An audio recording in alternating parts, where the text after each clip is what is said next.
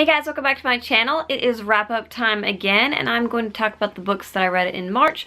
There are quite a few, so I'm just going to go ahead and get started. The first one, well, one or two, are the last two books in the Farseer trilogy by Robin Hobb. So the Royal Assassin and the Assassin's Quest. I listened to both of these on audiobook, and they're fantastic. Both of them had a few points that were a little bit draggy, but like at the same time, it's one of those series that there's just a lot of information trying to be portrayed, and Robin Hobb does a masterful job of getting you super invested in the world and in the series, and I loved them both. I can't really tell you anything about the plot because spoilers. That ferret though, and anybody who's read Robin Hobb knows what I mean by that. There are more trilogies that are set in this world that are part of the realm of the Elderlings, whatever, that I definitely plan on getting to in the future. But I am going to take a little bit of a break because I have so many other books that I want to get to, and then I'm going to come back and start the Live Ship Traders in probably a month or so. We'll see. We'll see when I get the Robin Hobb itch again.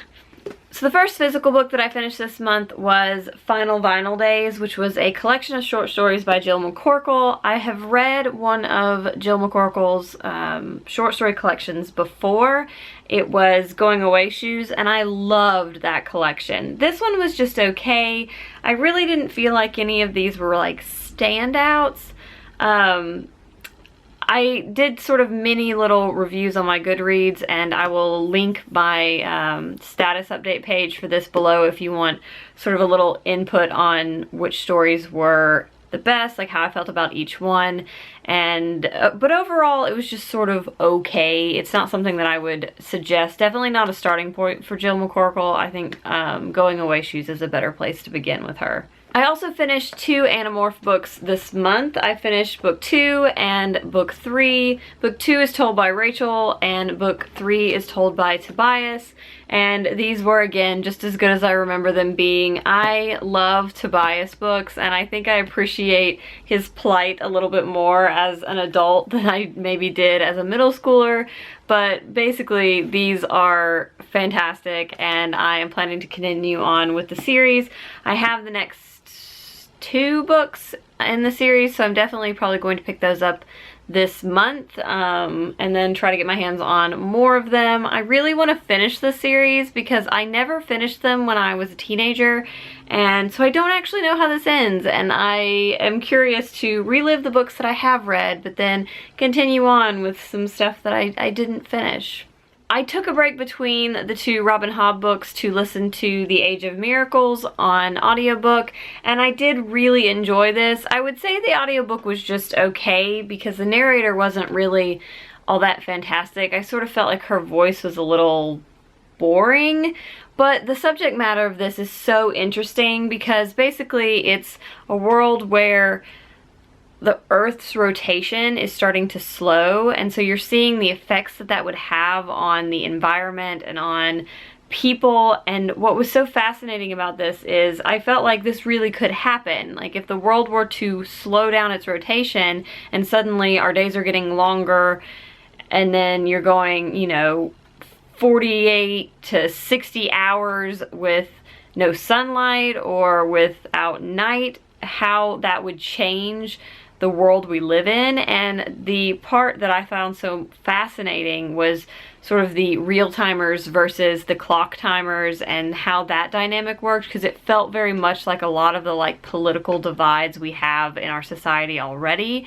So this was just such a fascinating book, and I'm glad I read it. This was one of my booktuber recommends books, and yeah, it was very, very good. Though I probably would say read the book and not listen to the audiobook.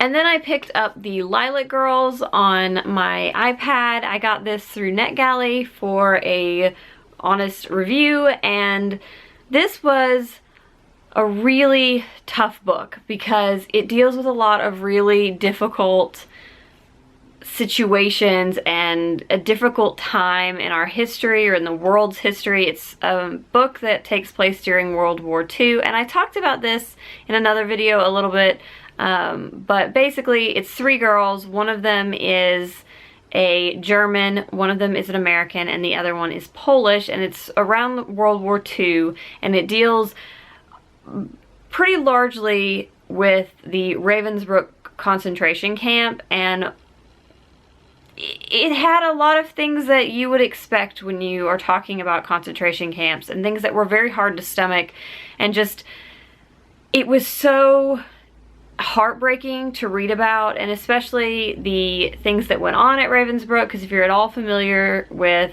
the Ravensbrück concentration camp, it was a women's concentration camp, and it was also a place where they did experiments on some Polish girls, and it's like the rabbits of Ravensbrück is what they're called in history.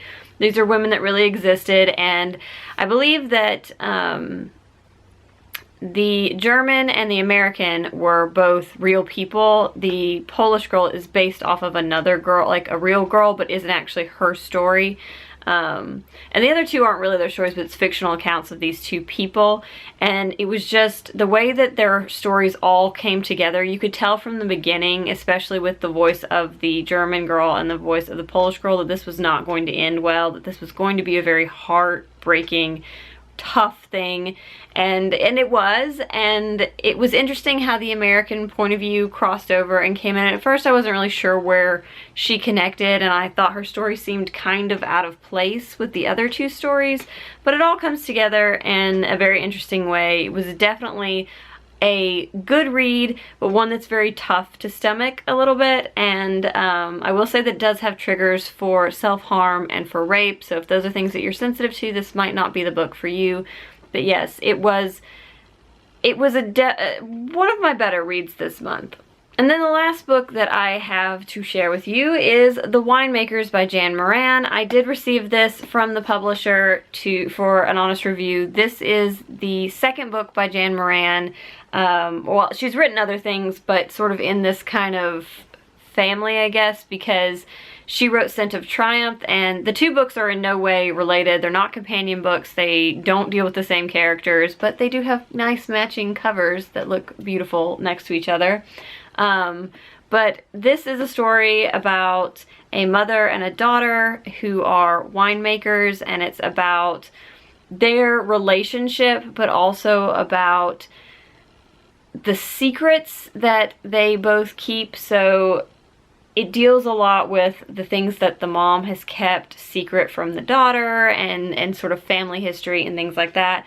And it's got a mystery aspect where you're trying to figure out how all the pieces connect, but it also has something that Jan Moran is really good at, which is the element of weaving in something she has heavily researched. So obviously wine is the thing that she researched here, and you really get the feel of what a winemaker would be talking about or noticing and things like that. So there's this heavily researched wine element to it that was really interesting to me. I know nothing about winemaking or wine, never even been on a wine tasting, but this had what I feel like is her hallmark of just a really interesting information woven into this book in a beautiful way that made you appreciate the subject matter, but also didn't get in the way of the storytelling. So this one was really good, and I was really happy to get a chance to read this. And yes, I think that I will either already have a review up or it will be coming soon for this one. So if you want to hear more about this one, then check that out.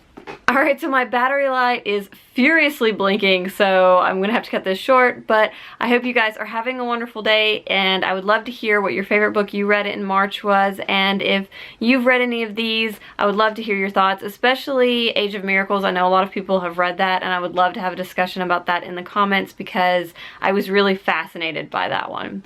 Alright, well, I will see you guys next time. Bye!